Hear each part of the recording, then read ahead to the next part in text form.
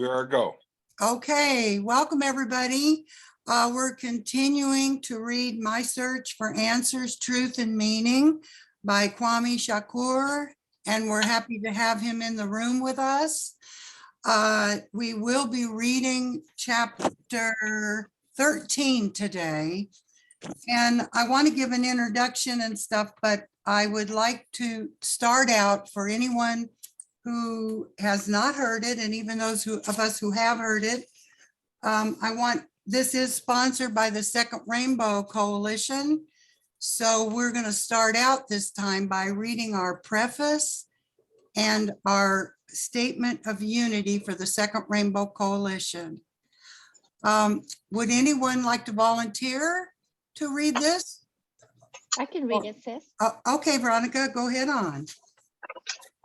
Okay, the preface. The U.S. was founded as a colonial settler state based upon white supremacy and slavery, stealing the lands of the indigenous nations, breaking every treaty made with them, and confining them to reservations or concentration camps.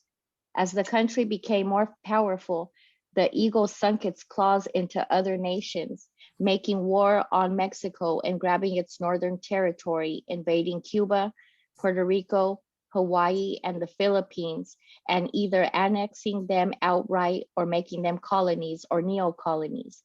And in the 20th century, it became the major imperialist power in the world, exploiting both the people within its boundaries and those in every other country, bullying them with military interventions and robbing them of their right to self-determination. As Huey P. Newton stated, we have two enemies to fight: racism and capitalism. Between the two, capitalism is primary, racism is a byproduct of capitalism. The working people of the world of every ethnicity or nationality face a common enemy that is destroying life on Earth. Our enemy is a small ruling class of property owners controlling most of the world's wealth and resources. We must have our basic needs met to live a good and meaningful life: food, shelter, healthcare, education, freedom from oppression by the state, and peace with other nations. To obtain these essential things for life, we must have the power to see to it that the abundance that is available is shared equitably. And the statement of unity for the Second Rainbow Coalition reads as follows. The legacy of the First Rainbow Coalition dates back to its founding on April 4th, 1969, by the original Black Panther Party, original Young Lords, and the Young Patriots organization. A number of other organizations joined this coalition not too long afterwards, such as the American Indian Movement, the Brown Berets, Rising Up Angry, the Red Guards, and others. Since the founding of the United States, the masses had developed a number of popular movements that came together to fight back against this capitalist imperialist system in various ways around particular demands. Nevertheless, none had established a movement quite like the First Rainbow Coalition. This historic movement was the first of its kind that established a model of class struggle like no other. Its charismatic leader, Chairman Fred Hampton of the Illinois chapter of the original Black Panther Party, stated that at the end of the day, we weren't engaged in a race struggle. He said that it's a class struggle, goddammit. By uniting with the various oppressed ethnicities and masses, they were able to bridge the gap between the various ethnic communities that white supremacy had long sought to keep divided.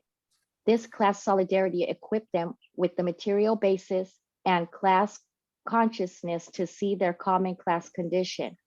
Therefore, the necessity to form a united front against their common class oppressor, the capitalist imperialist ruling class. The ruling class viewed this as the greatest, I'm missing a page. Okay. Greatest threat. Yes, the greatest threat to their class rule, and subsequently used the entire repressive forces of the state, such as the police, courts, jails, prisons, and intelligence agencies, etc., in order to crush this emerging revolutionary socialist movement. We refounded the Rainbow Coalition on May 14, 2021, with the intent of upholding the legacy of the original Rainbow Coalition. We believe that this historic example is the model for the united front that will best serve our class liberation. By upholding the 10-point program of the original Black Panther Party, which was subsequently adopted and later expanded by the original Young Lords, Young Patriots organization, and all other original Rainbow Coalition members, we establish our programmatic unity. The 6 disciplinary rules that we uphold ties all our organizations and our coalition to a common professional discipline. History has bestowed upon our generation a common class mission to fulfill. The representatives of the capitalist imperialist ruling class, represented by the Democratic Party and Republican Party, cannot liberate us. It is their class intention and interest to uphold our common class oppression. Therefore, it is only we, the oppressed masses of all ethnicities and nationalities, who must build the necessary class solidarity, class consciousness, organizational structures, and a united front that will ultimately liberate ourselves. This is what the Second Rainbow Coalition is committed to. This is the historic mission we intend to fulfill. Dare to struggle, dare to win. All power to the people, boots on the ground.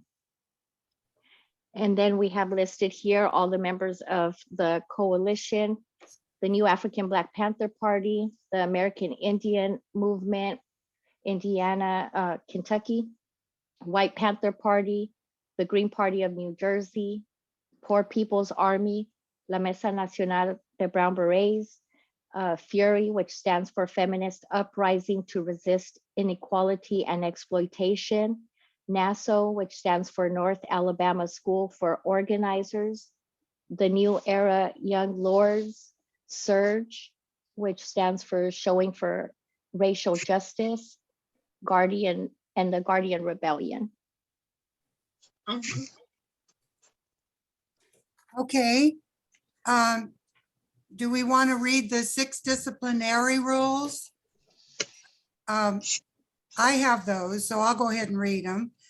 The 6 disciplinary rules. 1, members will conduct themselves in a manner to bring credit to the coalition and will treat others with respect and politeness. 2, members will be sober when on Rainbow Coalition business and will not engage in any criminal activity while a member. 3, no member will engage in violence except in the extremity of self-defense. 4, members will not gossip nor be divisive to the unity of the Second Rainbow Coalition. 5, members will not act as informers nor work against the purpose of the Second Rainbow Coalition. 6, nobody is authorized to speak for the Second Rainbow Coalition unless authorized to do so. So let's move on here. Before we get started on looking into chapter 13, which is me against the world, I just wanted to point out that the last chapter, which was chapter 12, was on meaning, finding meaning. And I hope everyone has got a chance to review that chapter. Even though we go back and forth in the book between current things that were happening to him and then back into childhood, I do see them all as connected as a whole. And I think that chapter on meaning really leads into this one. You know, in the last chapter, I mean, the way I look at the question of meaning, I think all of us in this room have had to do that at some point, maybe many points in their life, finding meaning to go on and to persevere and persist, even in real difficult circumstances. And I just wanted to list what I got out of the chapter, which was also my own experience, that it's coming to understand yourself and your situation in the world. And then it's looking outside yourself, compassion for other people in similar circumstances, and getting inspiration from other people and how they are dealing with life. And then very importantly, it's study and research, and not just going on what you know, shooting from the hip, so to speak, and your instincts, but developing those instincts that have come from experience by really, doing some research, doing some study about the things that you know you need to know, and committing yourself to a direction and goals and shaping a vision that is all about your meaning. And that's how I see Kwame's struggle to develop his meaning and how he has done that. Now, in this chapter, Me Against the World, I want people to, reflect on their own process, because I think there's something here in these early days where this is his process in that search for meaning. That is what the book's about. So if we think back about like what brought us to certain points, what mistakes did we make, or, what kind of viewpoint did we have in the world where we had to start reckoning with something different, something new that would help give us the meaning we needed to have a different kind of life than the one we were forced into. So with all that blah, blah, I want to go and have people start reading. Would anyone like to start with the chapter? I think Alyssa's not going to read, but Matt, would you like to read? Do you have your script? I don't have if anyone wants to email me the reading material, I can Okay. participate, but it's Okay, well, fine to just. that's okay. I'll go ahead and start, and maybe Sister Anna or Kwame, you'd like to follow. Okay, this is chapter 13, Me Against the World. As happy as I was to finally be out of boys' school, getting out wasn't what I thought it would be. It was like hitting the pause button again, and everything was back on play. I don't know what I had expected once I touched back down. The whole time I was serving my time, I just wanted to be out. Now that I was, everything reminded me of the fact that I had lost a whole year of my life and was so bitter that I had because I felt cheated. I still felt that Mr. Marshall had gotten away with lying on me, yet I was the only one paying the price for my actions. Instead of getting out with a clean slate and wanting to turn my life into a new direction, I was once preoccupied with thoughts of making money by any means necessary. I had never robbed, burglarized, or carjacked anyone in my life, but I was hard set on taking my American dream by force and making society have to deal with the American nightmare that I intended to bring it. The second or third day I was out, my mother took me to buy here, pay here car dealership. She had promised me that she would get me my first car when I got out, and she did. She dropped $2,000 on a maroon '84 Honda Accord. I pulled off the lot feeling very thankful for her nonstop support for me. I felt a sense of freedom being able to traverse the city and not have to rely on anyone for a ride any longer. That weekend, I went down to the Putnamville Correctional Facility, which everyone referred to as the State Farm, to visit my cousin Los. He had been sent away for 3 years for a robbery. He only had about 6 months left of his prison bit. After doing a year myself, I knew how important it was to receive visits from your loved ones. So every 2 weeks, I made it my mission to go see him. Besides, he was my favorite cousin who I looked up to since I was a youngster. When he started to lift weights and get on swole, I started to lift weights too, so I could have a nice chest like him. I left boys' school starting to get the definition and tone that I had always admired in him. That Sunday of my first week out, I went to the skating rink on the west side. Normally every Sunday, that motherfucker would be packed. You would find all the sisters in there wearing the latest trendy, tight shit fashions. I was on the hunt for not only pussy, but seeing who I would run across. I was ready to start getting acclimated to the nightlife. That's when I ran into Bucket, the guy I came up looking up to because he was the true to life O-Dog from the movie Menace to Society to me. I was actually surprised to run into him. The night before, I watched an episode of Crime Stoppers where they ran a story on him. The police were looking for him for a robbery case he had caught. As I approached him, he had several fine women surrounding him, jockeying for his attention. As crazy as it was to find him hiding in plain sight at the same time, I admired that shit. He didn't give a fuck. That was the same way I came home from boys' school. He was just the prototype of what I was coming back to the streets on. Whoops, I seem to have knocked myself out of here. You're still here. I know, but how come I can't see myself here? Oh, well, I don't know how somebody else start reading while I figure this thing out here.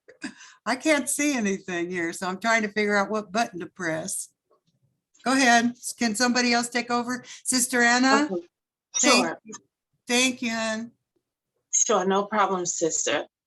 I wasn't sure if he knew about the warrant for his arrest. So when we made eye contact and shook hands, I leaned over and whispered into his ear that I had seen the story they ran on him last night. I told him that he was wanted for a robbery. I thought he would use that information to leave and go into hiding.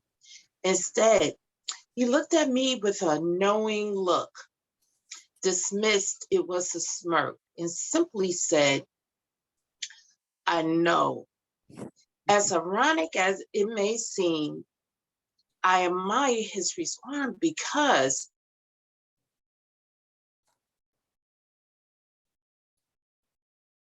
Oh, you're mute, sis. man, You're, look, excuse me, ma'am, fuck this motherfucker. I'm letting my nuts hang.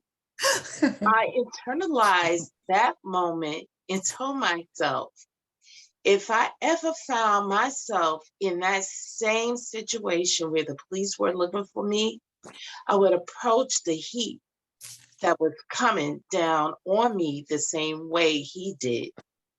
I ended up acquiring a job at a factory not long after getting out.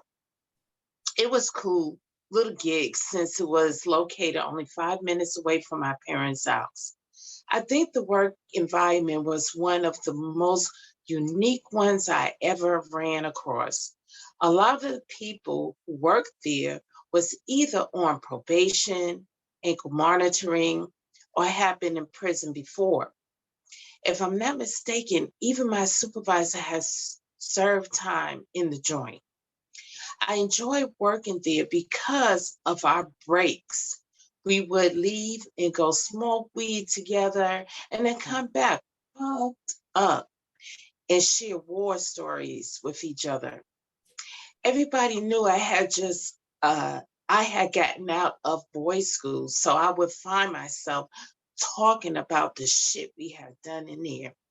In time, a lot of us had gotten really close. For the first few weeks, all I did was work and hit up the skating ring every weekend. It seemed like every time I went there, I would run into someone I knew from my past who was hardcore in the streets.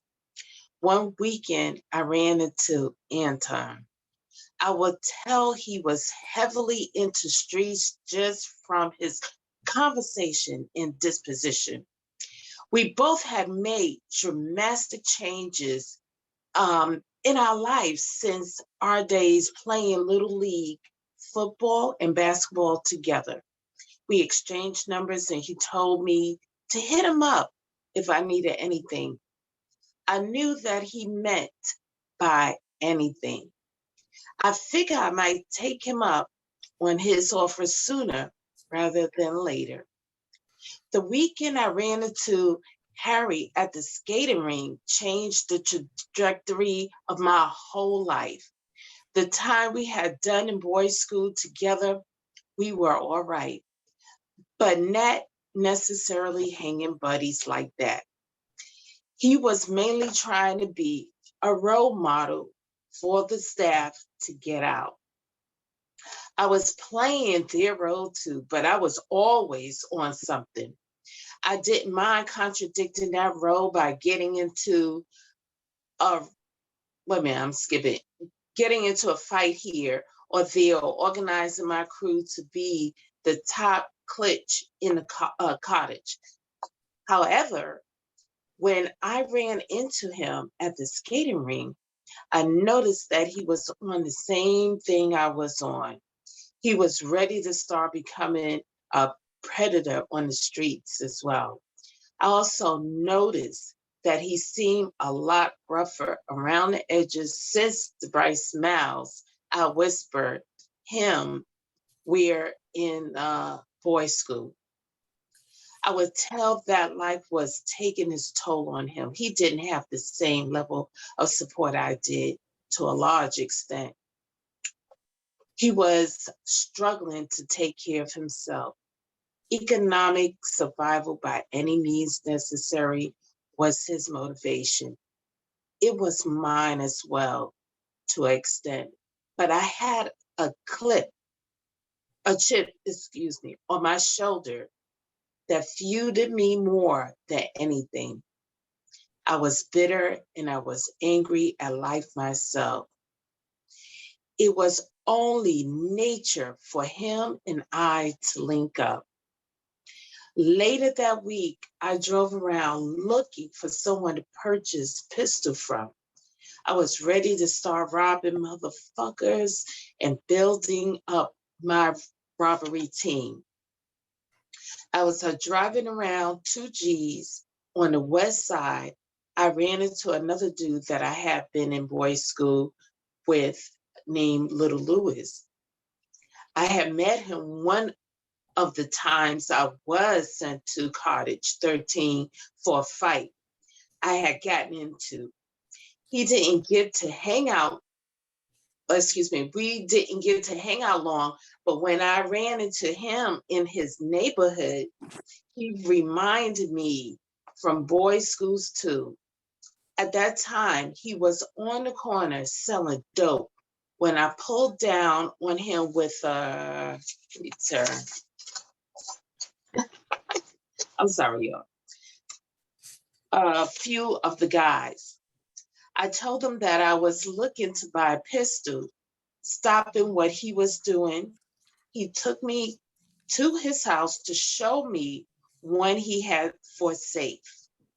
For a youngster, I could tell he was doing good for himself because to show off for me, he pulled out a way of money and showed me the 40 Glock that he had tucked alongside his waist.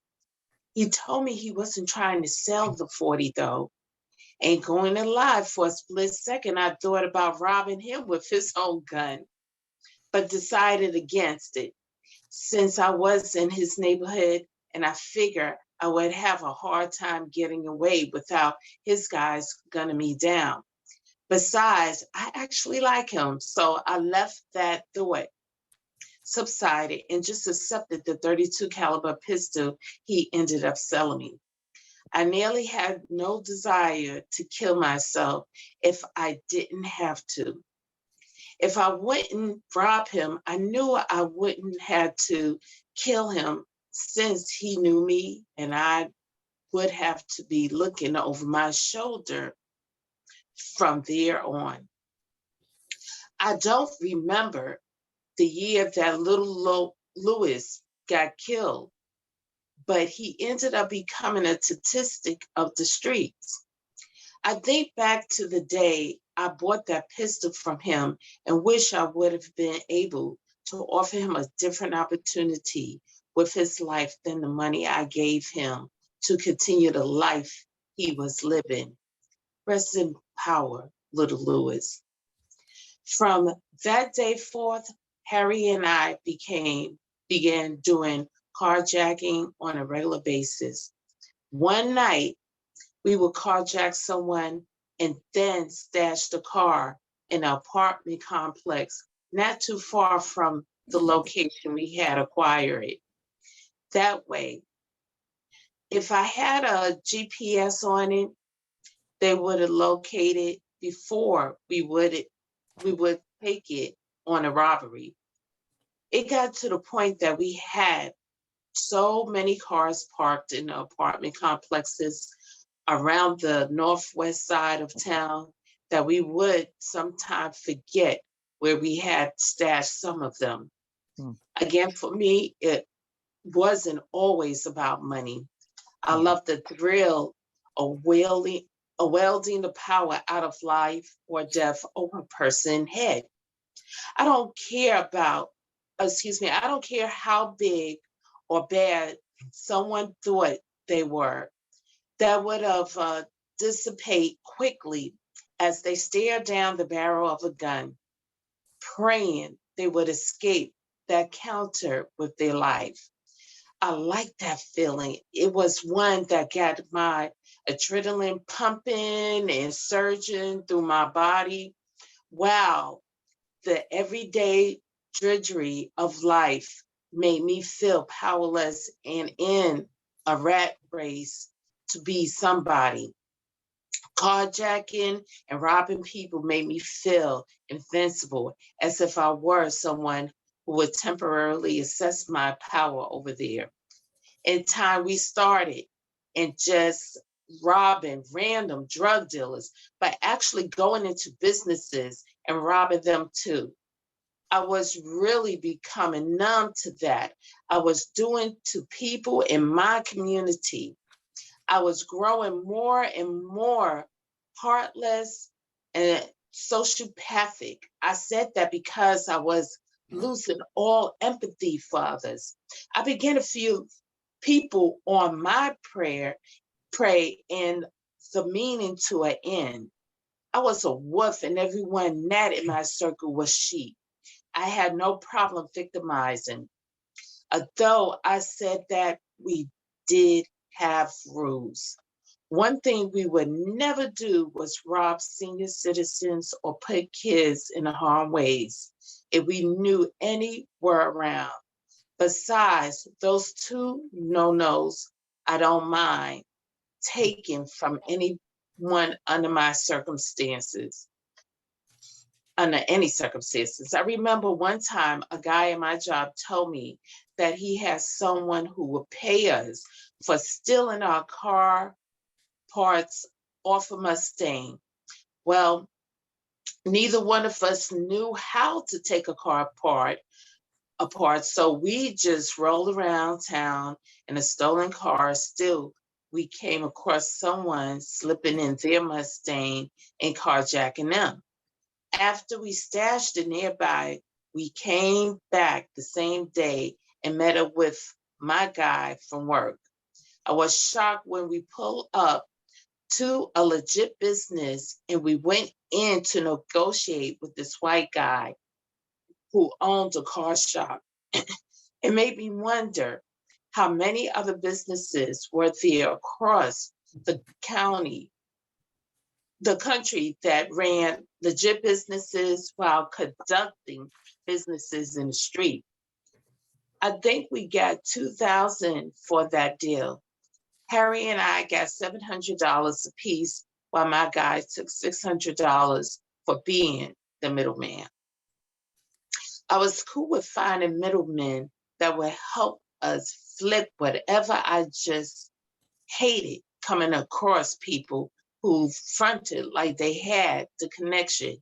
But once you got what they asked for, they will always come up with an excuse why they couldn't meet and make this trade.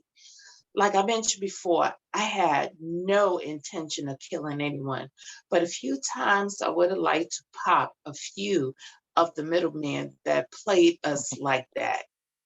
That would leave us stuck with cars and SUVs that we couldn't do anything with, but rob someone in.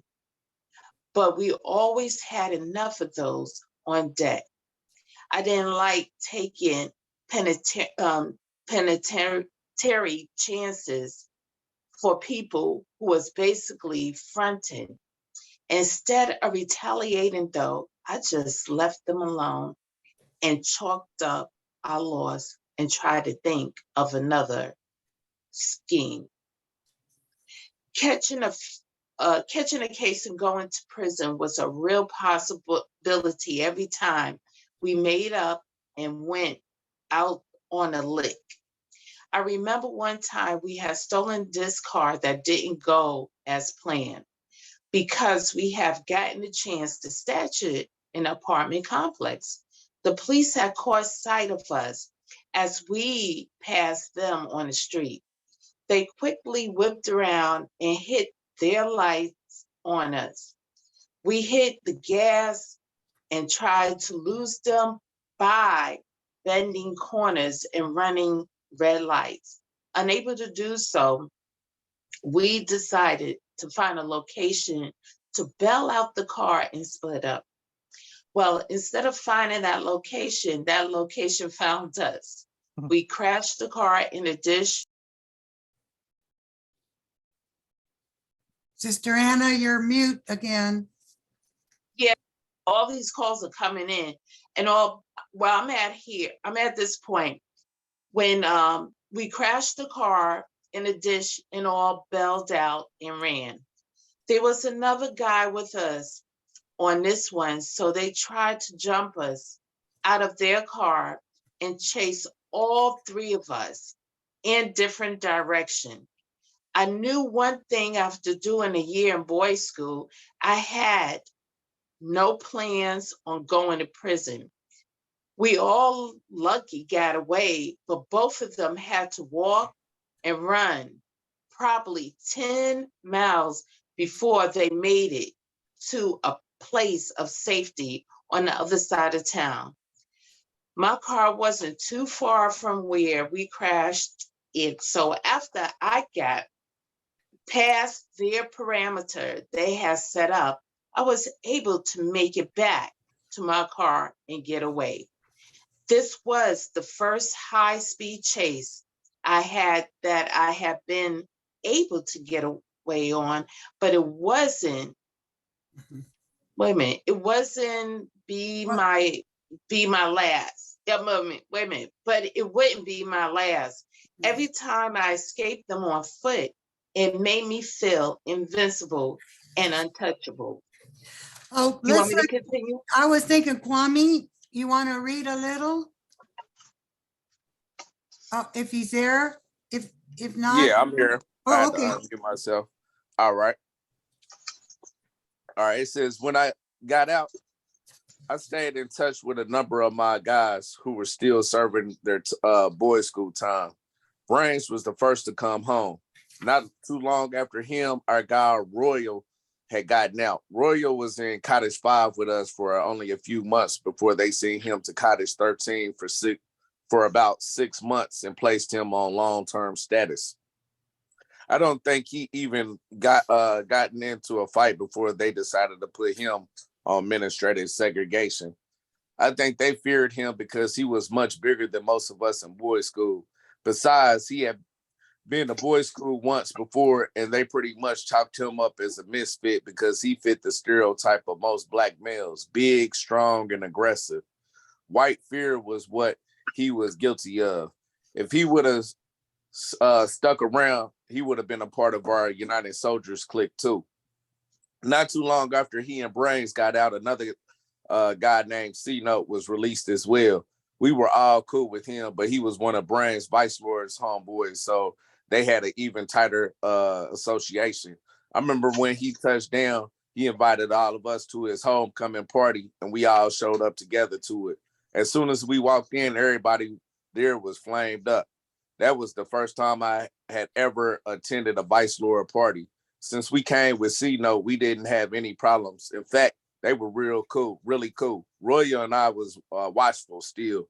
I think he was the only one there who was GD, because I used to associate myself with GDs. I was still a little apprehensive as well and made sure I took my gun into the party just in case. One of the things I remember most about the party was running into one of the women who conducted our group sessions occasionally when we were in boys' school together. Brains and I were shocked to come across her at a party like this. When she saw us, she gave us a big hug and kept right on twerking the night away.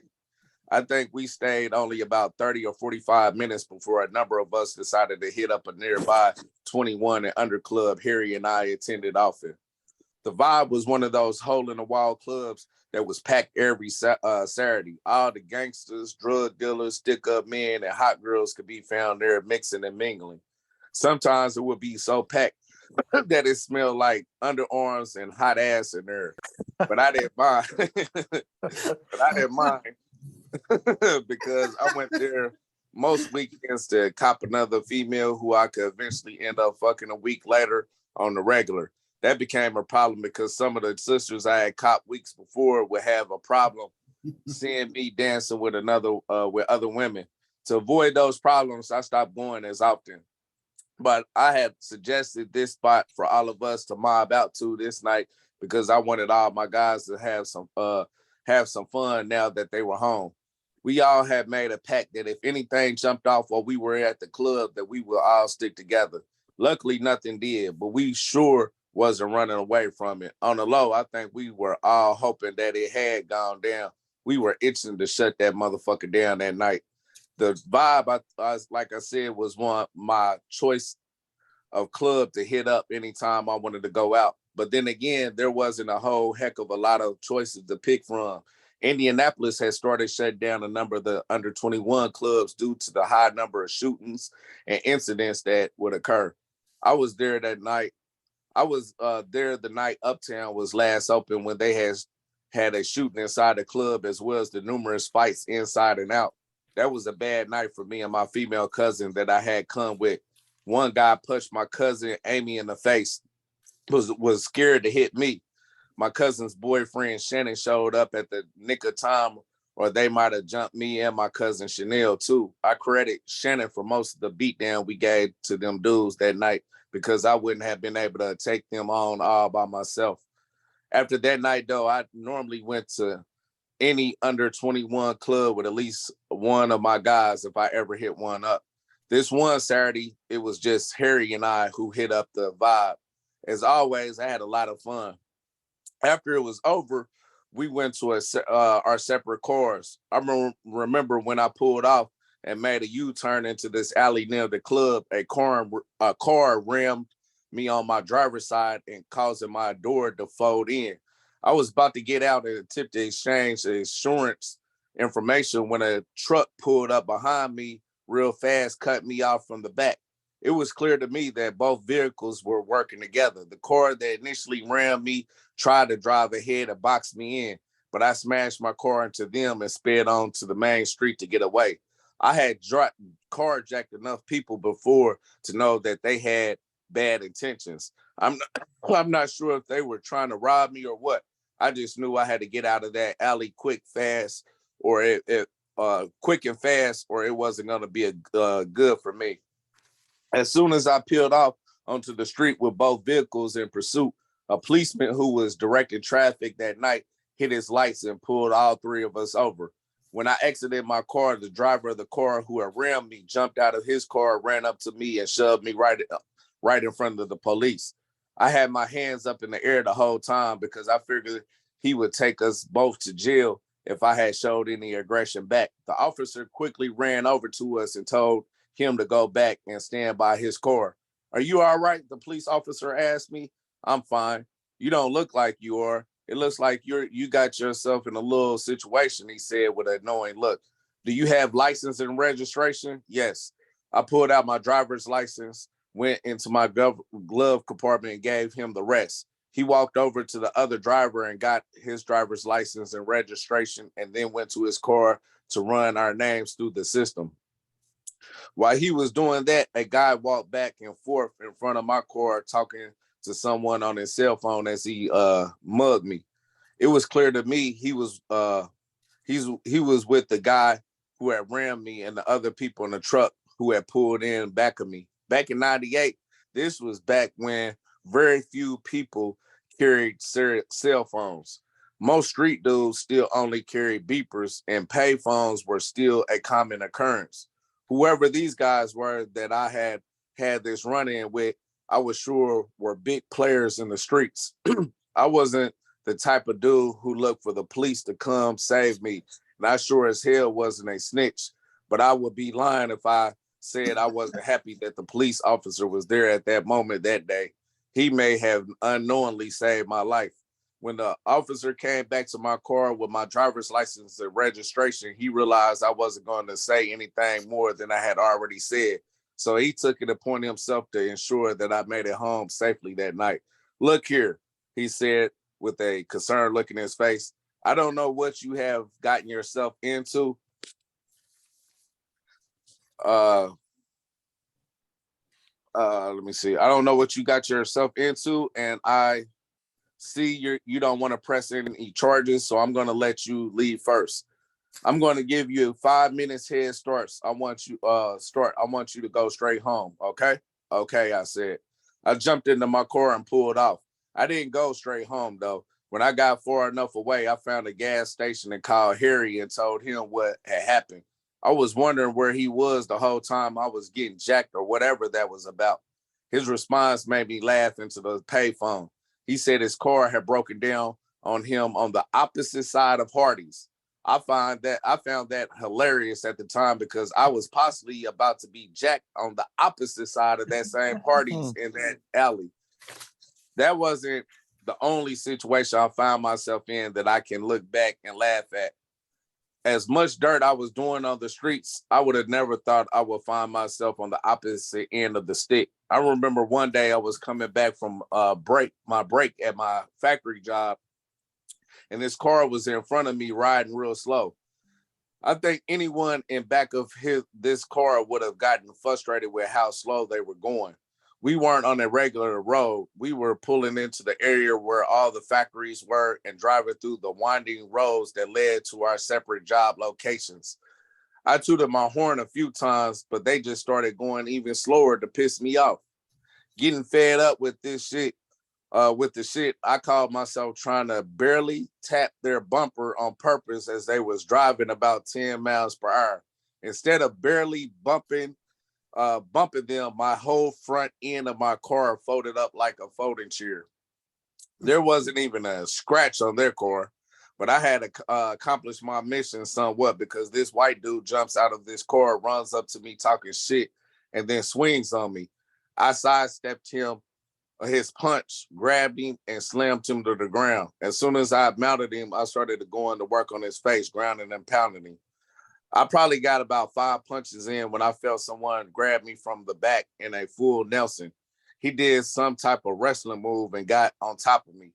By this time, the white dude was back on his feet, kicking me in the face as he called me bitch ass niggas. What made this shit so surreal to me was that the person who was holding me to the ground was black. He didn't hit me once. He just kept repositioning himself so I couldn't get off the ground as dude kept kicking me and calling me bitch ass niggas. I started questioning his blackness. Man, you gonna let this white dude kick me and call me bitch ass niggas, man? I forget what his response was, but I could tell he was going to ride with this white dude no matter what. I tried my best to get out of this hole, and I'm a very good wrestler if I say so myself, but this black dude must have been an all-American in his high school days because I couldn't get from underneath him no matter what I did. I wasn't trying to let this white dude kick the shit out of me, so I started bluffing. Don't trip. As soon as my niggas pull up, we gonna fuck you motherfuckers up. Shut up, nigga. I ain't trying to hear that shit. To my surprise, my guys at my factory job pulled up, saw me getting jumped. They all jumped out of the old school they were in and chased both of them motherfuckers off. I think the black dude was an All-American in high school and track and field too, because he disappeared so fast that I figured that he may have slipped through a wormhole to the other side of the universe. The white dude wasn't so fast. One of my guys punched him and knocked him to the ground. He took off running again. Hey, I was so glad that they came to my rescue like that. They did, because it was quite cold outside that night. And I figured that the white dude would have gotten tired of kicking me in the head before the black dude got tired of transitioning to a new MMA move that Anderson Silva hadn't even invented yet. The crazy thing about him, he was probably the same size as me. He was just a better wrestler than me. That incident ended with the police pulling up towards the end. His girlfriend had called the police sometime during the altercation. When the police ran our names and registration, he asked me if I ever been questioned about a recent robbery. When he asked me that, my heart dropped. I just knew I was about to be arrested, but he just wrote up a traffic report and let me go. I was so relieved. About a week after the incident, I came across that same car on the road and the same white driver. He was alone. I didn't care if he wasn't, though, because I think I had my strap with me then.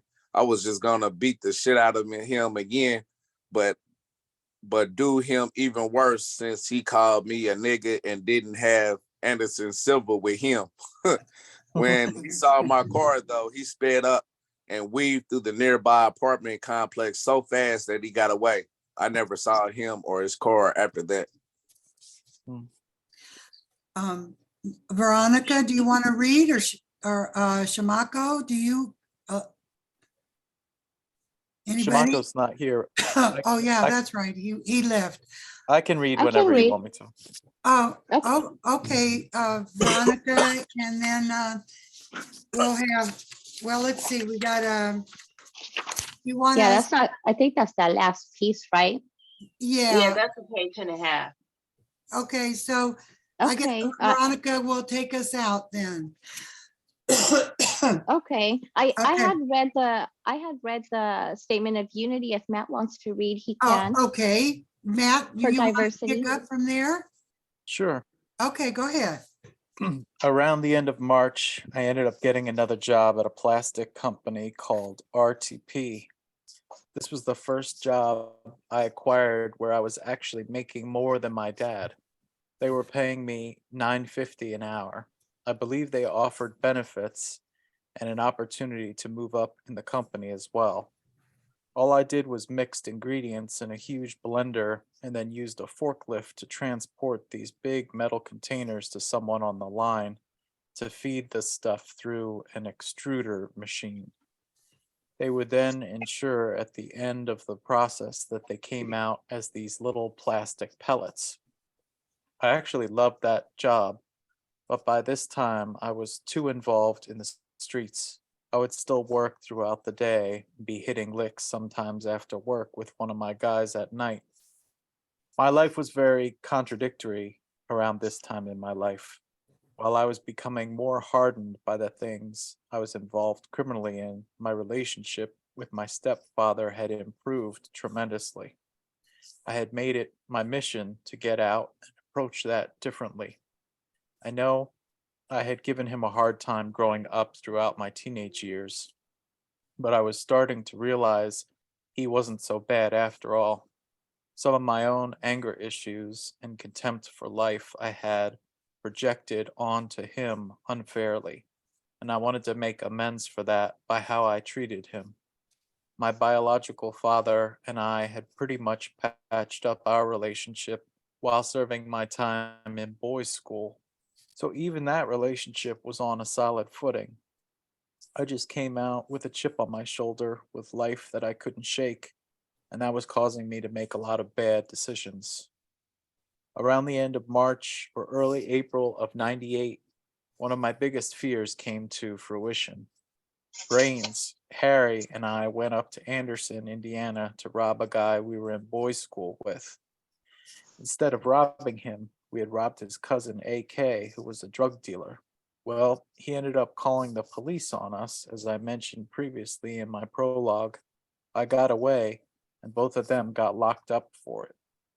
Since I was the only one out, I would get calls from both of them, often wanting me to bail them out. It was mostly Harry, more so than Brains, that was getting worried and anxious about the case they'd caught. I had no problem with bailing them out. I just didn't know where I could come up with enough money in order to do so. To make matters worse, they were both calling me, telling me that the other one was snitching on them and even implicating me. I didn't know who to believe. I just had to get them both out and find out who was the one betraying all of us. Once we answered that, I knew what I was going to have to do to make the problem that was hanging over my head go away. I wasn't trying to go back to the clink and was willing to do anything to ensure that I didn't.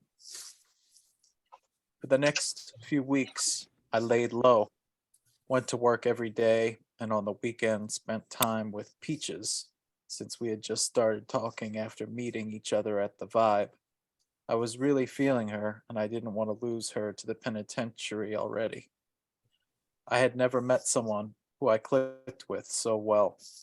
One of my fondest moments with her was the time we went to the mall and we took pictures inside one of those picture booths they had by one of the exits. In that picture, we were surrounded by polar bears with a portrait of the two of us in the middle. I hadn't known her long at all before I realized that I was in love for the first time in my life. I could tell she was crazy as hell about me as I was about her. That was something I had always wanted with someone. Then for her to be so beautiful, I couldn't have asked for anything more. She made me happy. At times, I seriously thought about stopping everything I was doing for her. The time that Harry and Brains were away in the Anderson County Jail gave me time to reflect on the direction I was headed with my life. I felt myself at a real crossroad. On the one hand, I had a job that I saw career potential in. I still remember the sister girl who interviewed me for the position. She wanted to give me a shot at a career. She even was willing to hire Harry and give him a shot too, but he never showed up for his. He was hard set on taking his American dream from the streets. I was having second thoughts about that, knowing he and Brains were facing years in prison now. The very thought of going back to a cage and a regimented life made my goosebumps have goosebumps. My mom and family were really proud of me for getting out and getting my life together. All they saw was what I showed them, though. They really never, they never really knew I was living a double life, except my little brother. I had an '88 Lincoln Signature for a little while before switching and getting a Ford Taurus. The police kept pulling me over in the Lincoln because I looked like a drug dealer driving that car. That was the first car I had that had a sunroof and looked like I had money. I really didn't, though. I had been a small time criminal who was looking for that one big come up so I could jump straight to the top in the dope game. At least that was my plan. I figured I wouldn't even be in the dope game for too long. I just needed to get enough where I could then flip it legitimately. That's why I always worked and made sure that I stayed legit in the eyes of the state with everything else I did. I wasn't one of those guys who you would catch with no driver's license, car insurance, or registration. I never understood why a lot of dudes in the streets didn't concern themselves with that sort of stuff. I had escaped catching a case twice because I had all those things and the police didn't have probable cause to search my car or whatnot. I was torn though. I knew that Brains and Harry was snitching on me, but I didn't know which one was. I felt I owed it to the one who was keeping it loyal to us to get them out and help them beat their case. I knew by helping them, that also meant I would have to take the disloyal person out. In other words, I was going to have to kill someone who I once called my friend. I didn't mind if that meant it would save us from having to spend years in prison. Until I got to the bottom of who that person was, I figured I would stay loyal to them both and I did. So, on the morning of April 30th, 1998, I awoke from my sleep and prepared myself for what I was about to do. I knew there would be no turning back.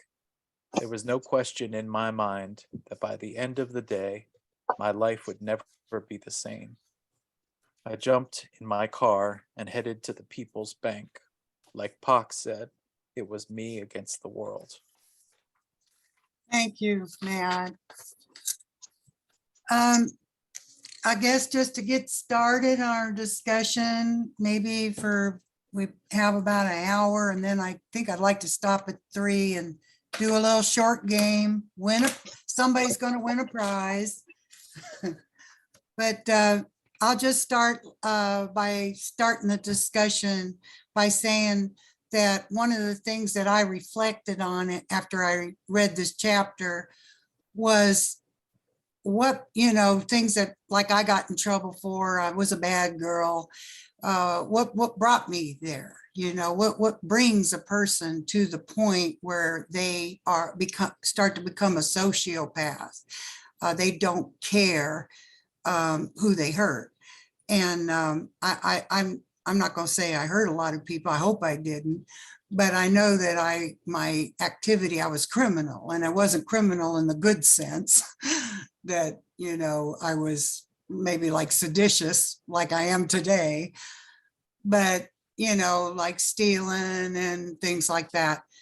And I think what it was like, I think I've told you guys before about some of my early life. I was very angry about the way I've been treated, but there was also an unfairness. I remember feeling like life was really unfair and that I had been dealt a real bad hand. I mean, small things, like I think Kwame in one of his chapters talks about how he would look at other kids who had nice clothes and he didn't. And I was the same way. I mean, I would have 1 or 2, 3 outfits at the most. And I remember looking at other girls in class and I go, they wear something different every day. And I was like, how can that be? And just other signs of poverty, right? Where you look at other people and you say, how come they have and I don't have? Even as simple as Christmas. I mean, I was glad my mother told me there wasn't really a Santa Claus. She told me when I started asking questions at 5 years old, because I used to look at what other people got for Christmas and I was ashamed about what I got. And I would lie, if people were saying, I got a this, I got a that. And I would make up something, even as a teenager, I'd say, I got a hairdryer. And I had only gotten a hairbrush.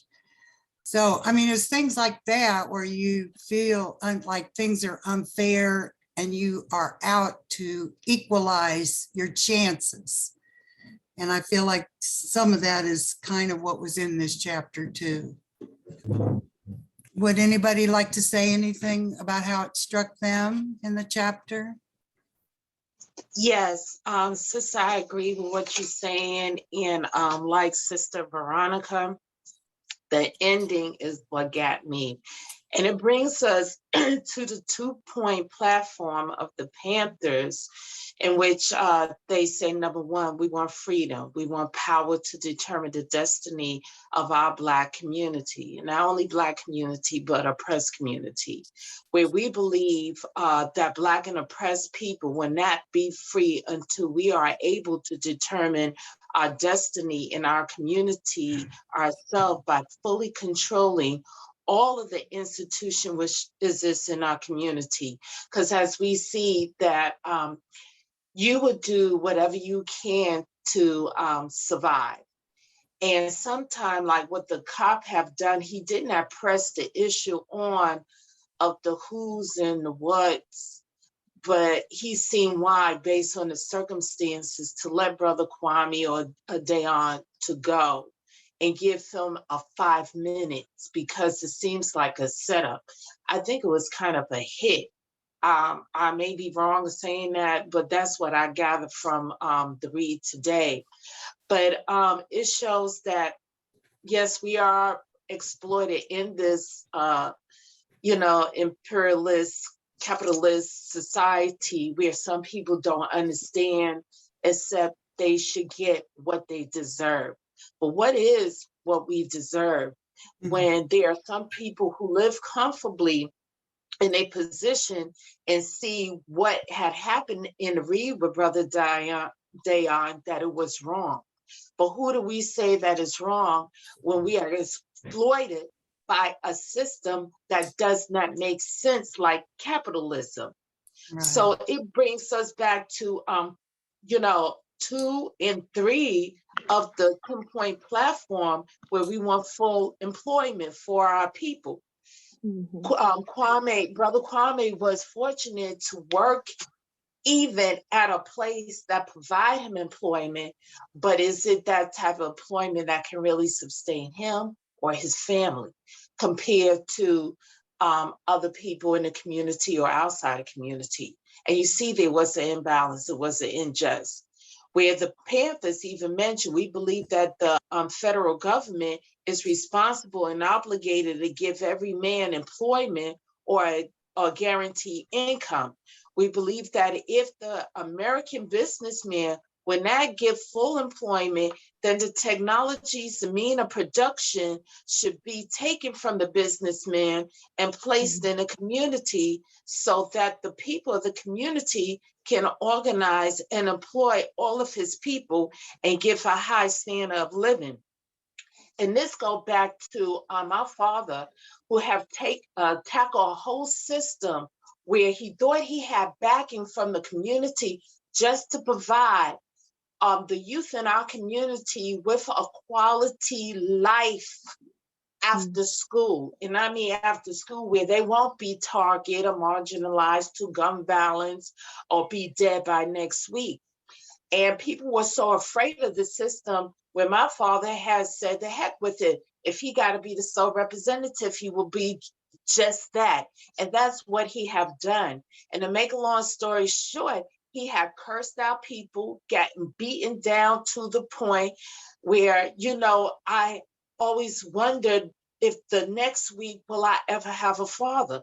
Because I don't know if there's a high statistic, but I think it is, of the police using their bully clubs, which they no longer use anymore, but now they tase them, to try to neutralize or maintain what things that's not the norm.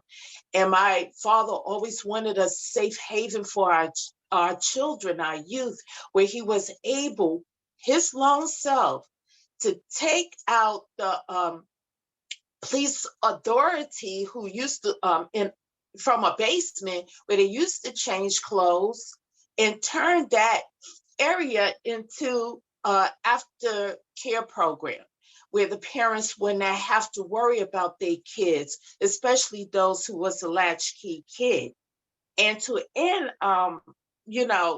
everything, what I understood from this particular read is the third point of the 10-point platform, where we want to end to the robbery by the capitalists of our Black and oppressed community, where we believe that this racist government have robbed us, instead of people thinking that Dayon was robbing the people. What he was doing is surviving, okay, under the most cruelest and restricted area, where he was placed on certain condition, where it was no condition for him to breathe and to enjoy life in a society that don't make sense. And also they have said, and now we are demanding the overdue debt of 40 acres and 2 mules, which I have my viewpoints about. And 40 acres and 2 mules were promised 100 years ago as restitution for slave labor and mass murder of Black people. We will upset the payment in a currency which will be distributed to our many community. The American racists have taken part in the slaughter of over 4 million Black people. Therefore, we feel that this it's a modest demand that we make. And it's modest, but then again, we got to look again at the capitalist system, where it comes down to, will we ever get that so-called reparation? And there's no way that I would trade the dirty American money for my life, where I see that as long as we have the most cruelest system in the world as capitalism, we will never give reparation, especially when we're going through a new digital currency system where the American dollar is not even backed by its resources here to make us prosper and feel that we have an equal amount. That will never happen. And what was something that we want is something now we demand, and it's more than what you would say reparation. But we got a whole big war that we're going to face, and they're going to deal with more of the government trying to get rid of us. Mhm. Black power. Thank you, Sister Anna. Veronica, you got your hand up? Yes. Go ahead, Thank hon. you. Thank you, Sister Anna. That was excellent. That was excellent. Yes, that was very powerful. For me, the part that stands out is that very fine line, because what we're looking at really in the first part of this here, and I know Brother Kwame, you said this was the most, where your mind was the most criminal. And so the part that stands out for me is that when you have a colonized people, there is that survival. You do what you have to do to survive, but there's also that piece there where you start to internalize the oppressive behaviors. Yeah. And so while yes, we do what we have to do to survive, and for some people, in the absence of basic needs such as food and shelter, the conditions push them. I mean, they're created by the very colonized conditions, where you have to do things like steal and lie, kill, in order to feed yourself. But there's also that piece of the emotions that come from being a colonized and oppressed people that, you touched on it in the chapter in several places where you talked about, feeling cheated and feeling angry, that, when you came out of the boys' school, it was, you have been cheated and robbed of that year. You were never going to get that time back. And so there's also that anger that comes from that. And so it's not just doing what you have to do to survive, but also trying to deal with the emotions that come from being oppressed to that extent, And so I think that George Jackson, when he talks about the acts of rebellion that he had early on, it gives you a false sense of power. You feel good to turn around, do this to someone else. And usually who do we hurt? We hurt the people closest to us. Right. We hurt the people in our families. We hurt the people in our homes. We hurt our children. Yeah. We hurt our communities. We don't go around victimizing other people. We victimize our own. Right. But it gives that false sense of power. But really, all that's happened there is that criminal mind is the colonized mindset. Right. That, at the end of the day, that's all that it is. And so we had talked about this before early on in the book as well, about the always associating the criminal mindset is the colonized mindset. This has been created. And so when we internalize that, then we go around and we do that to other people. But so the true power comes in, we can almost legitimize, these different acts, the drug dealing and the robbing and all that. We can almost legitimize it and almost romanticize it in a sense. And so where we talk about transforming the colonial criminal mindset into that revolutionary mentality is when we start breaking down where did this start? Where does this come from? What are we doing? And taking back our power so that we stop oppressing each other and oppressing other people. Right. Yeah, thank you, Veronica. I think both of you have hit on a thing that I think is really key here. And that's a question of what is the root cause of our oppression, whatever race we are, nationality, or whatever. It's basically the fact that the property is held by a small group of ruling elite, and Yes. they disperse to people who support them a certain amount of money, and it kind of cascades down. But it's class oppression that we have in common by these people who hold, everything over us. They control the corporations. They control how everything is made, the equipment, the robots, the computers that are making everything. And so we at the bottom are victimized by the fact that private property is a legal thing. Like I was talking to my boss the other day. I forget what it was about. It was something about, oh yeah, he's campaigning for this woman. And I was saying, well, I had a good experience with her office during COVID. We were forced to move. And they gave me a letter, that was supposed to do a little battle with our landlord to give us some time. So I said, yeah, I at least like that about her. And but then he said, well, a landlord has the right to, evict people. So he didn't say evict, I forget how he did it. And I was like, that's the difference between you and me. See, you take the position of the landlord that even though it was COVID that I got to get out, I take the position that there shouldn't be anyone who holds that over any other human being. We all need to have a place to live. There shouldn't be any homeless people on the street. There shouldn't be anybody going without anything that they need, not when you've got the equipment out there to produce every goddamn thing that's needed for everybody 10 times over. But instead, all of our money controlled by the small elite going towards their imperialist wars, things that are threatening the whole planet. So, we have to think, I think, about how to win. How are we going to win? Getting power. How are we going to take power one of these days? The only way we're going to take power in this country is if we find out what we have in common and come together on those commonalities. Like it's in our statement of unity in the preface about joining together to defend those basic needs that everybody has, because this is the magic of uniting our working class to fight together.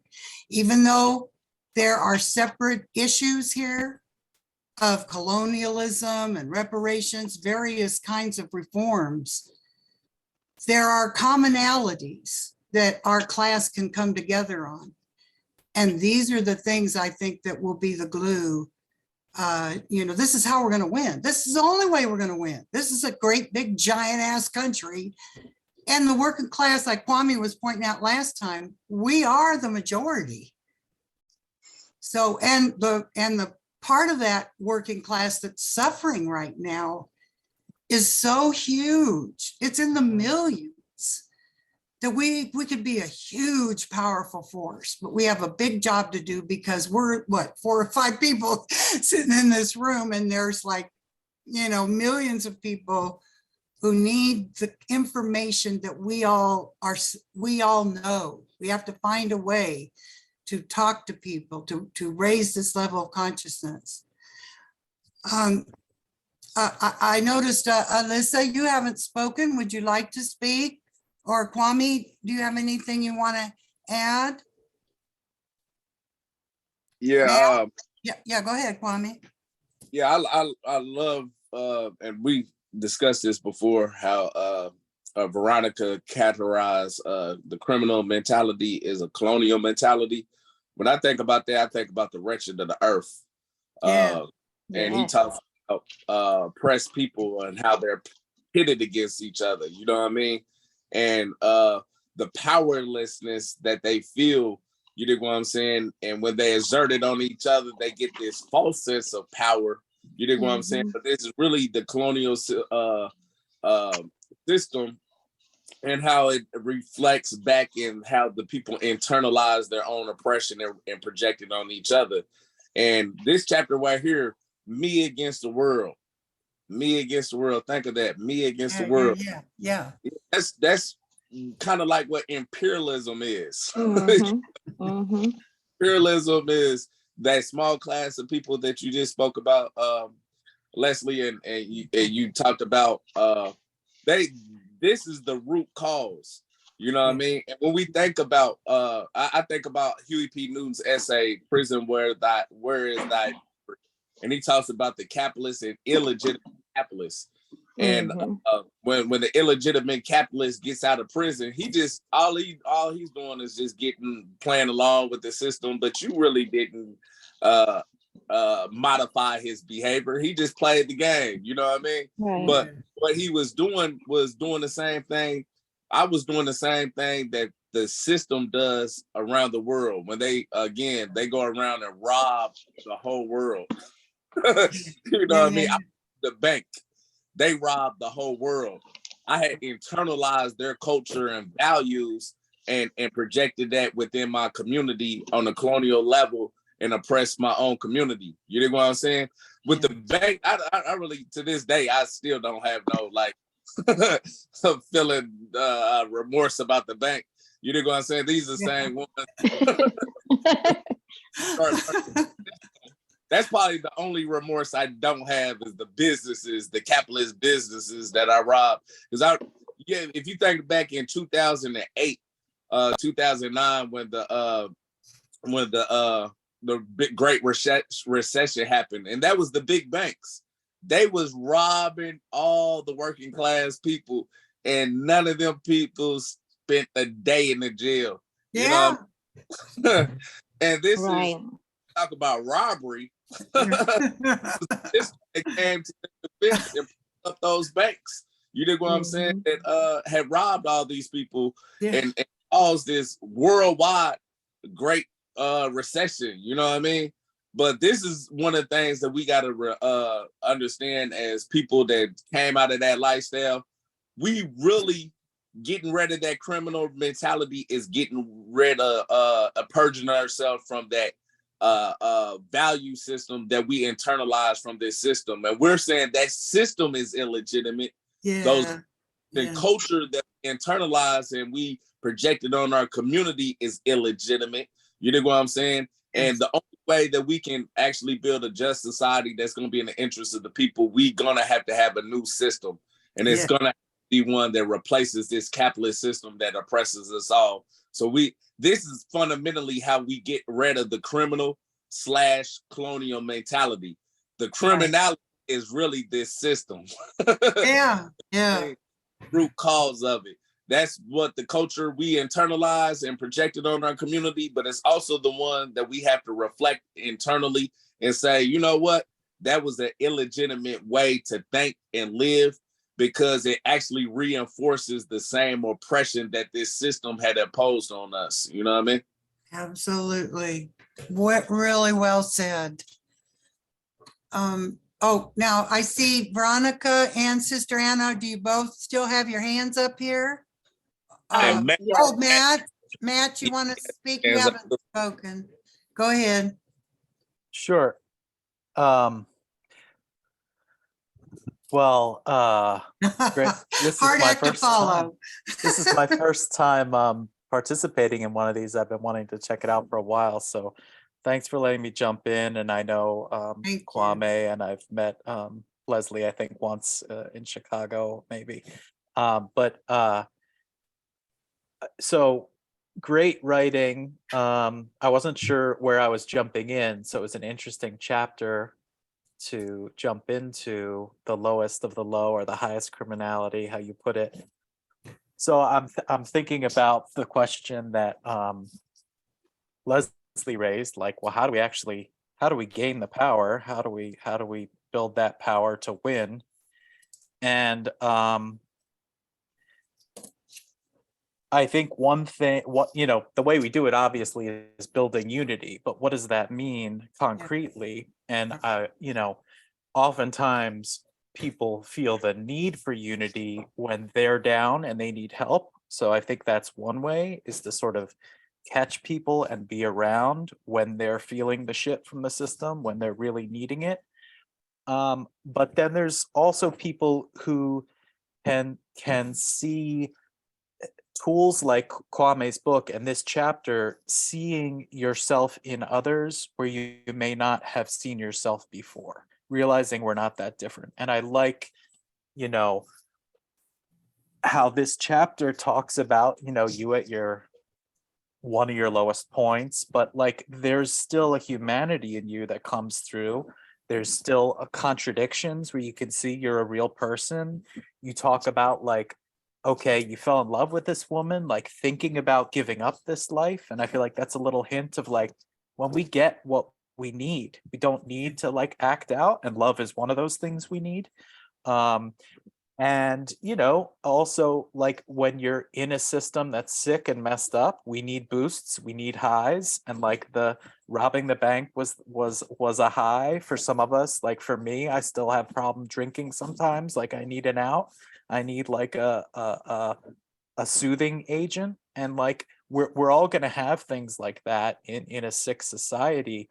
And so I just think it was, and I think back to, of course, my own experiences with being in bad situations where I could have gotten in trouble, and the whole, system of racism where, a black person would be caught or looked at one way, and I, was probably able to slip through a lot of those, being, Right. the way I looked.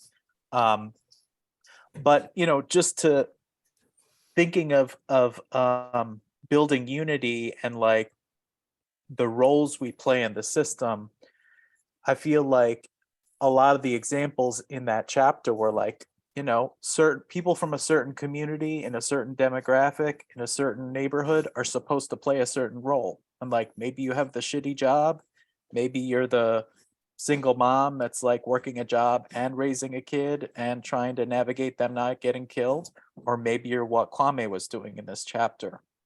Um, and we all have certain roles in this sick system, but a lot of what we study at Poor People's Army and what we've talked about in coalition meetings before, Second Rainbow Coalition meetings before that I've been a part of, is the system is changing so quickly with automation and getting rid of jobs and not needing people anymore, that we're quickly can see a future where we don't have roles to play at all.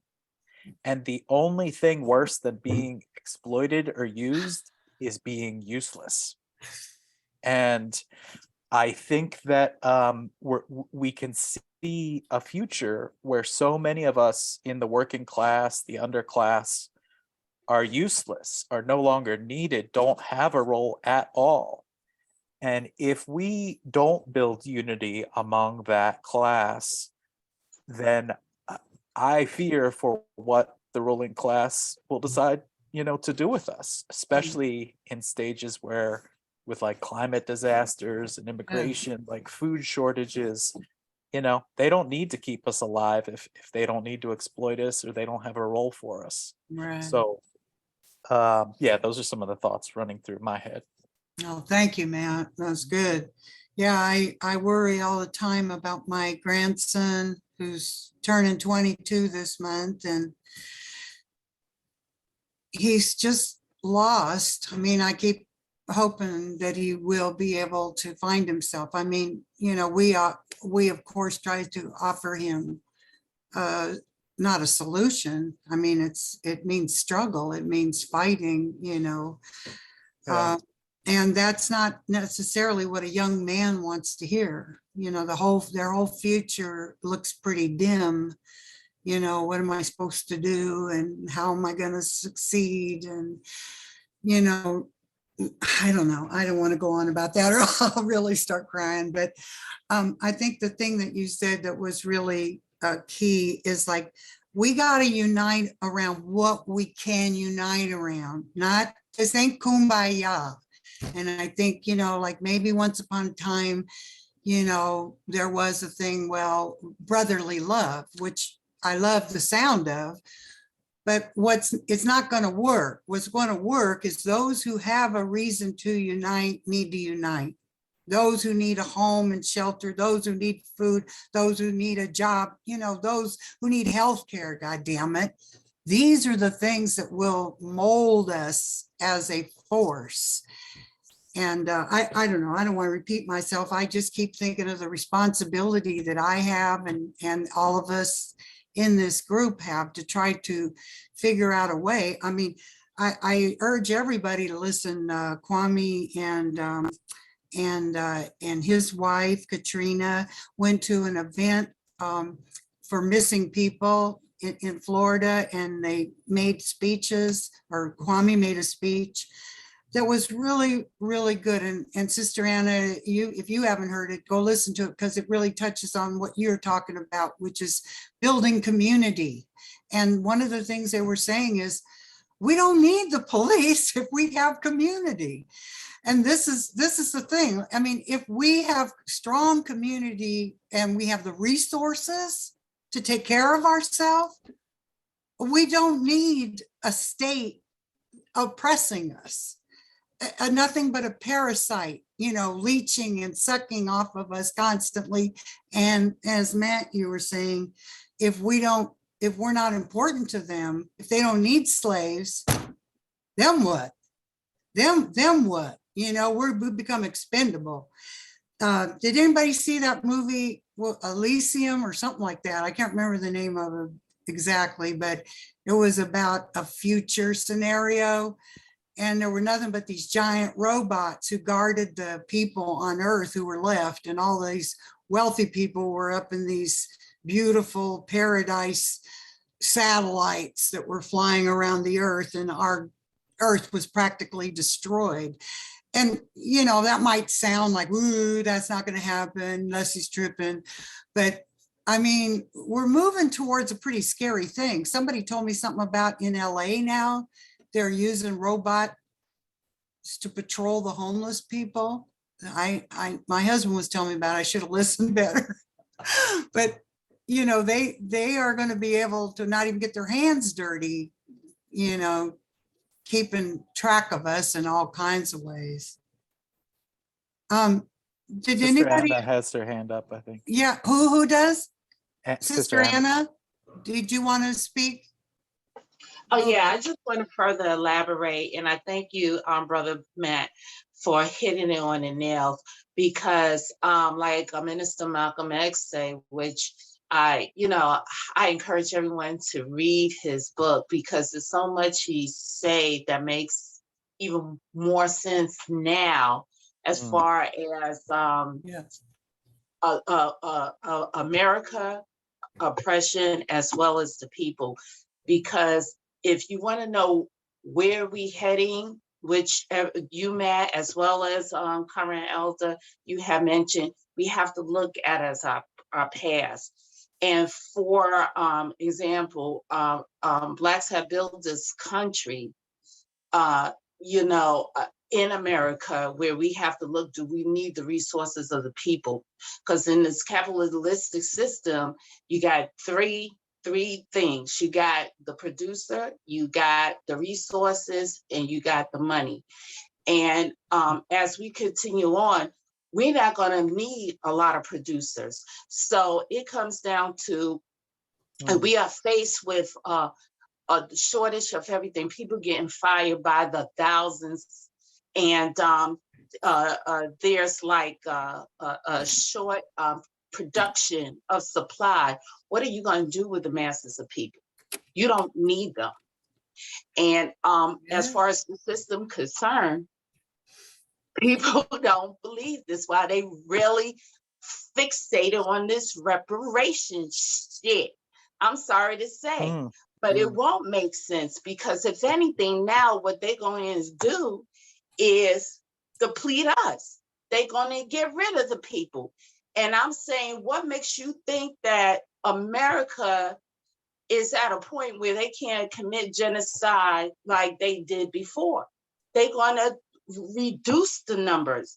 And they come down to the statement on unity of the Second Rainbow Coalition and the prefix that I'm just going to read this ending again, where it say the working people of the world of every ethnicity or nationality face a common enemy that is destroying life on earth. Yeah. Our enemy is a small ruling class of property owners controlling most of the world's wealth and resources.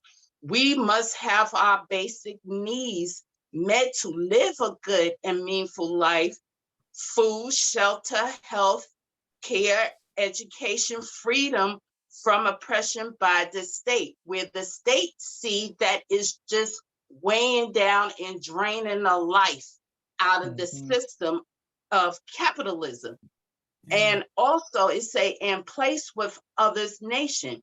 To attain these essential things for life, we must have the power to see to it that the abundance that is available is shared equitably.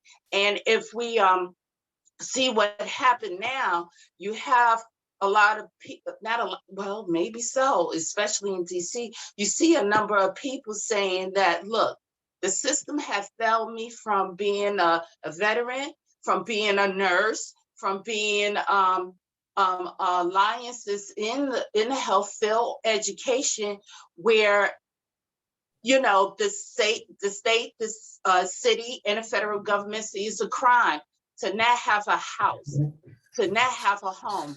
So people are actually leaving homeless and houseless. Is it right? No, it's a way, a means of life where you can try to save money, have an income, where everybody's situation is not the same, of course not, because everybody's situation is different based on their condition. But it's saying, sending a message that if I cannot make it into this world, I have no other means but out there where freedom is. And that is not being bounded down, where I'm paying high mortgage, where I'm paying interest rate, while I'm paying rent, and I can't no longer afford it, where everybody is one day away and being put out in the street. And Right. I just want to conclude, as far as the 8 part of the 10-point program, where we want to mediate into all wars of aggression. These are things that we want, but where we're going to get to the point of demand. But, that particular 8 points say we believe that the various conflicts which exist around the world stem directly from the aggressive desire of the United States ruling class and government to force its domination upon the oppressed people of the world.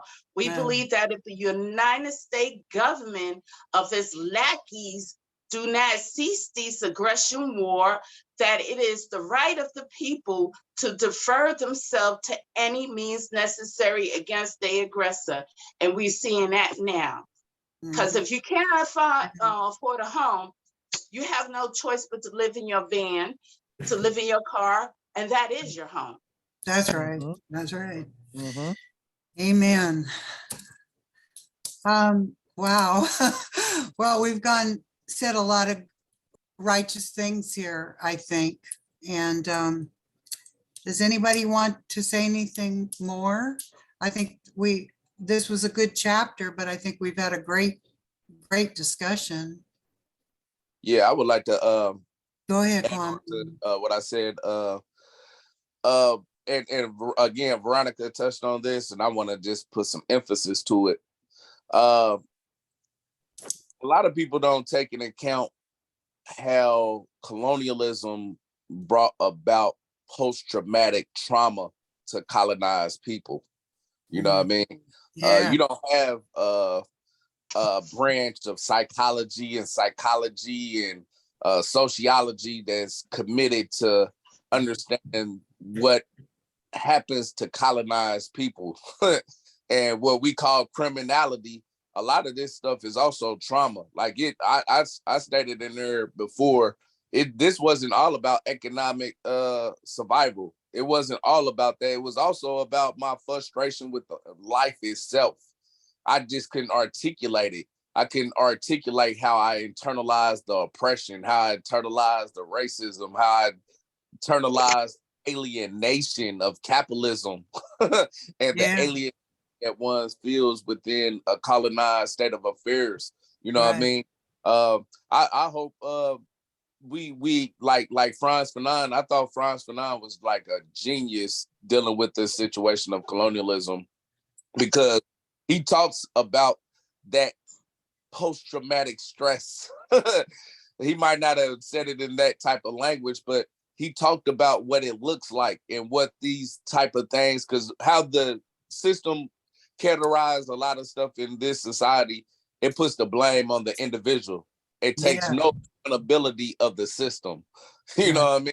It don't take no accountability of, like, for instance, that first point of the original Black Panther Party that Sister Anna's talked about. Just something as simple as us wanting a real education, and Yeah, what a real education, without that real education, what does that do to colonized people when the education you're given makes you hate yourself by the time you get out of high school, where you have the inferiority complex? You know what I mean? Like, what does that do to the psyche? You know what I yeah, mean? What does it do to the psyche, even for white people, to give a misrepresentation of history where it gives a superiority complex that doesn't take into account of the real full complexion of human civilization? You know what I mean? That's another form of a traumatized way of inflicting an indoctrination on the people to cause white people to feel like they have more in common with the oppressor yeah, than the right. oppressed. You know what I mean? Like, these disciplines of psychology, sociology, and the counseling field that I think, like, revolutionaries, we're gonna have to take on these roles and build these disciplines to be able to articulate these issues, because it's not criminality divorced from colonialism has no real social context. You know what I mean? It don't have a real class context to understand it in. You know what I mean? So yeah, I just wanted to emphasize that, because I think that's something that's often overlooked with criminality, is the traumatization that colonized people go through, and why we gravitate towards these colonial criminal ways of approaching life. You know what I mean? Yeah, yeah. Yeah, one thing came to my mind about, I think that this was something that has come out about, like, in the old days in the women's movement, that sometimes, like, male supremacy would be described as like when a slave needs a slave. And I think it also is applicable when we talk about white people who want to be superior to Black people. It's like they're down themselves, but if they could think somebody else is beneath them, then somehow or another that's supposed to be a lift up. And, I remember a man I had a lot of respect for. He was telling me that, like, a lot of, in his time, he said a lot of Black people thought that the white working people were his enemy, whereas that there was some kind of, possible save and to be done by the ruling class white people. Like, for instance, during integration, like down in the South, where the federal government sent in troops to block the white workers who were trying to keep the Black children from being integrated into the schools.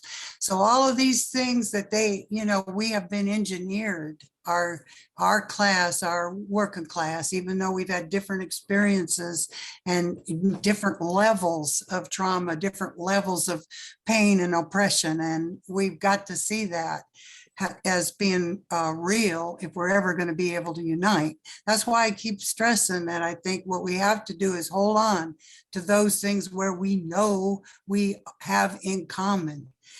If we can do that, then I think we can forge a unity that we're going to need to be a mighty force. Does anybody want to say anything else or, because Yeah. okay, go ahead. Just briefly, Yeah, go ahead. yeah, Brother Kwame had mentioned, his evaluation of life and what life had done to him. And my question is, well, what got you to that point, Brother Kwame, is the condition.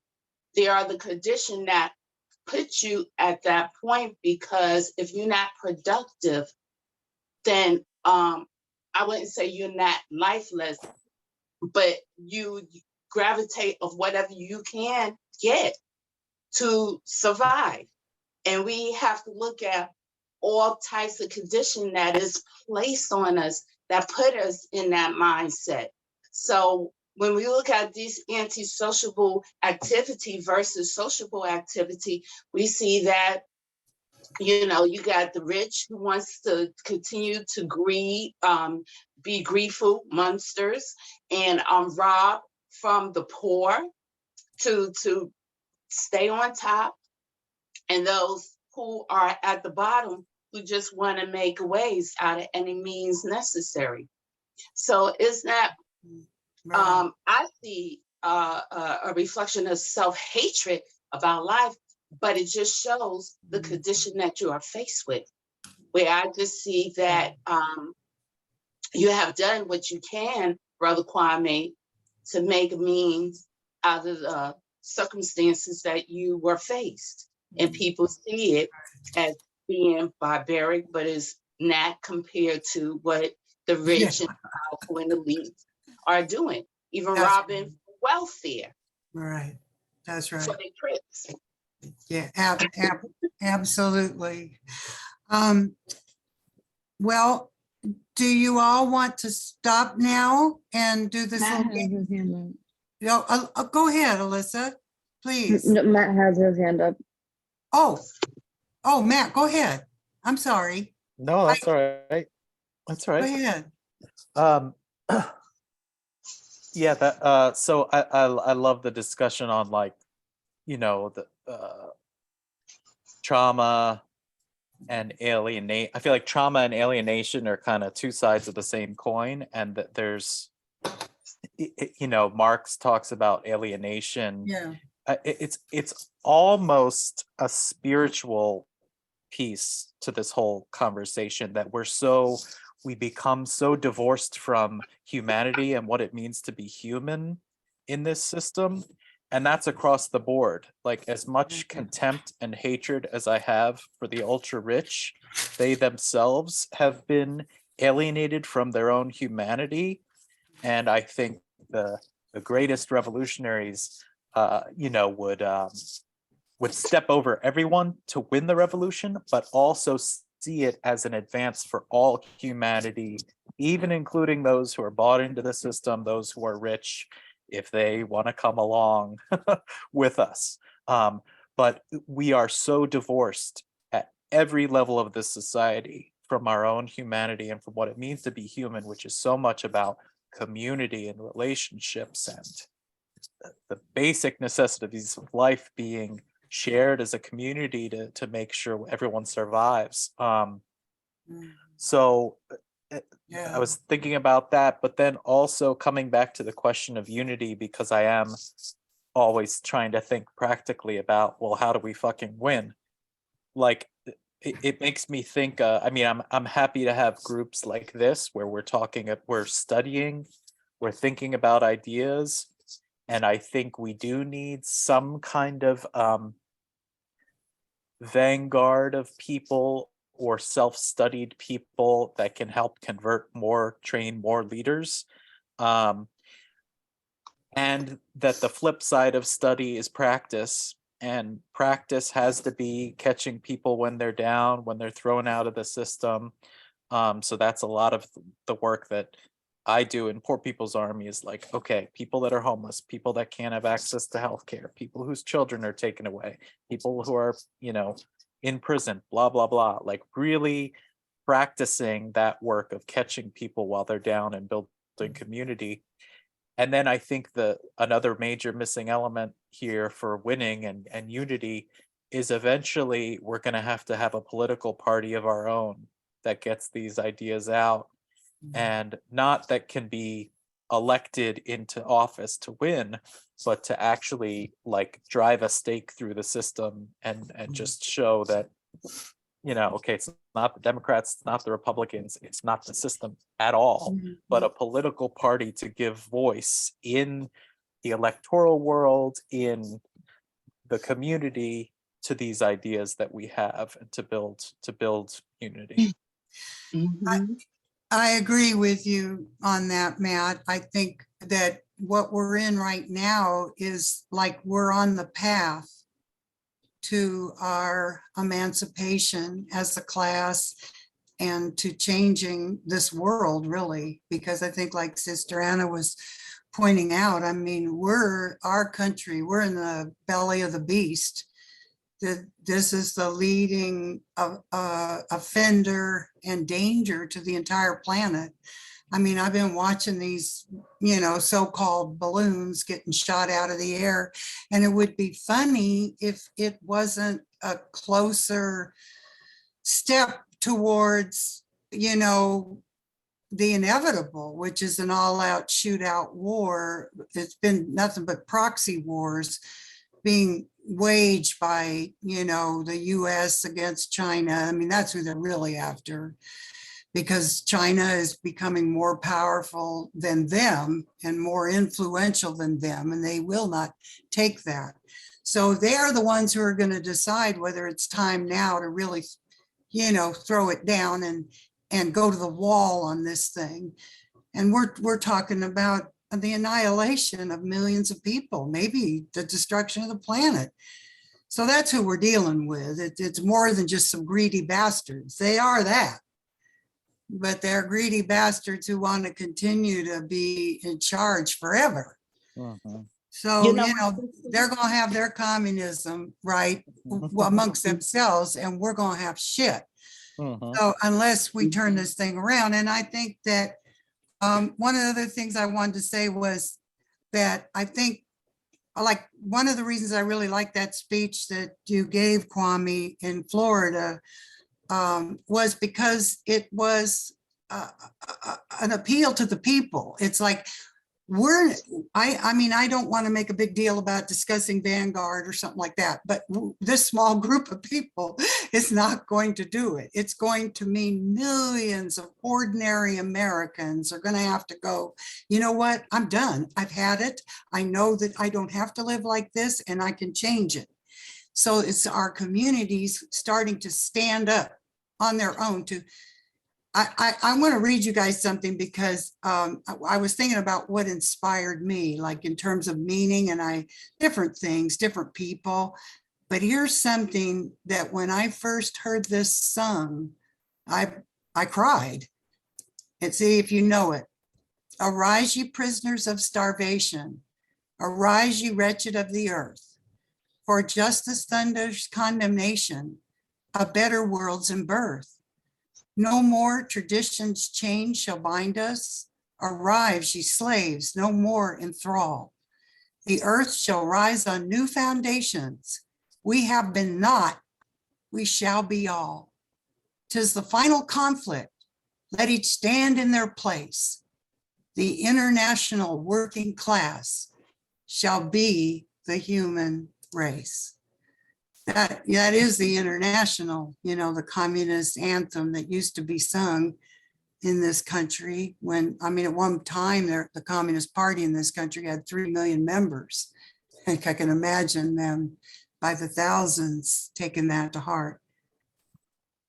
So we're gonna be all, but it's gonna be a long, hard struggle to get there. And you know what, sister, to add on to that, we have a duty as revolutionaries, of course, and the job is of the conscious mind is to make the unconscious conscious, Yes. But one thing that America always loved to do is pull the cord, our heart cords, and by doing that, they put fear in us. Now, that brings to the point, You think America did not know about that balloon that they see as a spy that came all the way Yeah, across the ocean to South Carolina? They yeah, would have shot that a long time ago, even when it was, by the territory of Cuba. That's why I read the Bay of Pigs. I mean, America's doing that to gravitate at your heart, to put fear and deceit kind of as the evil, mean country that wants to take us apart because we have to protect democracy and we have to protect the yeah, quote unquote greatest system of all, right. capitalism. But it just come to a point, like Stokely Carmichael said, a job of the conscious is to make the unconscious conscious, Yeah. so we can fight against what's taking place right here on the land in front of us in our lives. Amen, amen. Mhm. Who wrote The Bay of Pigs? I do want to read that book. I forget. Yeah. I'm If gonna you, post it. yeah, But that find was out the and then first book. post it. That it doesn't cost much either, but that was the one book that woke my ass up and had me to read it 3 times because I was so into America's the land of the freedom. That book woke my ass up because the Americans did whatever they can to overthrow Fidel Castro, and seeing that Cuba was getting closer to Russia. Mhm. I just You hands find down. out, who wrote that and put it Yeah, on. I'm gonna post it. I Okay. forgot, but I'm gonna go ahead and post it. I had it, but I'm I gonna post it. But please, I recommend read the book. I Read that will. book. Okay. Okay, all right, we're gonna play a little game now. If unless anybody is bursting at the seams to say something. I'm Okay. bursting at the seams. Oh, are you bursting? Veronica, go ahead on. Go ahead on. Yeah, I just a short comment. When we're talking about unity, I think we all understand that unity is a means, not the end. Really, unity is just the beginning. As Brother Matt was saying, we do need a vanguard. We need a political party. We need organization, as Brother Kwame Ture said, sister, as you were just mentioning, Sister Annie. We need all these elements, but that's only gonna come through our political education, and so that is our personal responsibility to continue to Right. learn and such. And what the struggle may have looked like in other places is not going to be what it's going to look like for us here, of course. Right. If we had some clear-cut formula, we done already did it. Yeah. We don't have it, and that's kind of where the struggle is. Right. But one of the things, as a new coming member to the Rainbow Coalition, that attracted me is that we look outside of ourselves, and to bring together a coalition of organizations that are doing this is where the power is. And we find out every day of organizations and such. We mentioned political parties. We have the New African People's Party. We have the All African People's Party. We have La Raza Unida Party. We do have these elements, but what we are needing to do is to come together and connect the dots, because what we cannot do is continue to just build in isolation. We have to come Right. together. So we're already unified by the conditions that oppress us, but we need a unity, based on how do we move forward and take this beast down. Yeah. Right. Mhm. Okay. Well said, everybody. I think it's been a great discussion. I really learned a lot about all of us and my own thinking in this meeting. So now for fun, I hope. Let me continue. We're going to continue with the word game that we have done. And there's a prize that I'm going to show you guys. Can you see this? A little closer. Okay, this is a political cartoon. My husband's an artist, so he did this, and it's a young rapper. He's using his mic as a weapon against Uncle Sam. That's Oh. great. It says frontal assault. And there he goes. And I asked Andy, I said, is that sort of like David and Goliath? And he goes, I guess so, kind of. But this is a creativity of our class attempting to nail what their experience is. So anyway, it's just a little thing, but this will be the prize. Now, Beautiful. I don't know if y'all can see this either, but this says the, and it's 2 words, and I put it in quotes.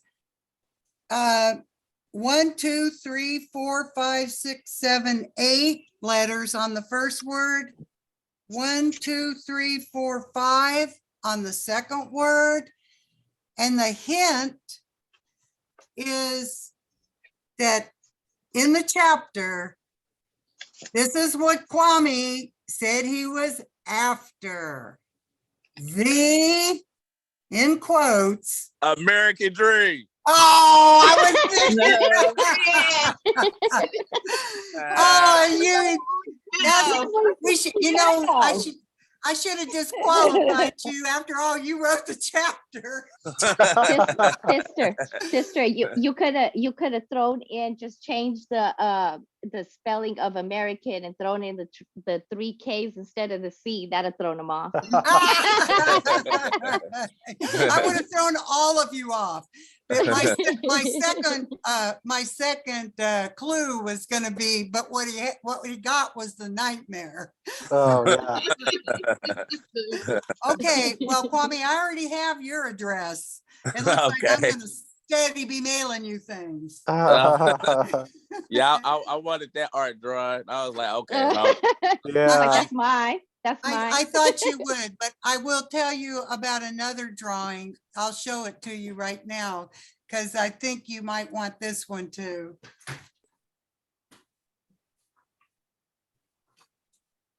This is something Andy did a long time ago, and it says gang truce. Oh, wow. And it says, hurry up and do something. This is serious. That's what the bourgeois is saying. Hurry up, do something. And it's like brutality, poverty, drugs, racism. He's got the police down there with his gun and the gang truce. Yeah, that's what's up. I like that. I think I'm gonna ask Andy if we can part with this. I'll send it along because you are doing such good work in that area that you deserve this and more. I appreciate that. Well, and I thank you, Brother Kwame, for just touching on so many subjects and things that really, have us to recall where we were to how we got to a place where we doing what we can to change the conditions that we are faced, and not to be defined by those conditions, but to ride over them. That's right. Yeah, I appreciate that. Every single one of us is sitting here with some sort of stereotype hanging over our heads that we are breaking to pieces. Right. We're becoming who we are meant to be. And I think that the Second Rainbow Coalition, we're on the right track. Education, education, education, and then taking that wisdom, like has been said many times in this group tonight, find a way to take it out, spread the word. Yeah, and we need to get more people on these talks, because this is why I wrote this, to have these type of talks about the process of even becoming a revolutionary, some of the social issues that we dealing with, some of the traumas and stuff that we endured, and I was in a physical prison, but I always tell people everybody has a prison that they endured. You know what I mean? Mine was physical, but other ones dealt with sexual abuse, domestic violence. Some of us went to fight in the imperialist wars and was traumatized by what we found when we went over there. You know what I mean? Child molested. Some of us was molested. You know what I mean? These are all prisons. You know what I mean? Right. But That's right. getting more, I just encourage people, like, try to get more and more of the people in the Rainbow Coalition to get on these talks so we can have these type of talks, because these spaces is needed. People don't have these type of spaces to have these type of conversations. You know what I No, mean? they don't. No, So they don't. And we need to take advantage of it while, you know, the man is still letting us get through. right. Yeah. Well, hey, Sister Anna, you want to count us out? She does a countdown for Oh, us. sure. No, I Okay. have no problem doing that. And I just want to add, just to saying that we are convinced that the deck is so stacked that only a certain number can get through. And you are a blessing, Brother Kwame, to show that you had, gotten through the adversities in life. Yeah. But also, you also showed that you happen to be one of that certain number, and that's all. So I'm counting down 5, 4, 3, 2, 1. Black power. Power to the people. All power to the people. All power to the people.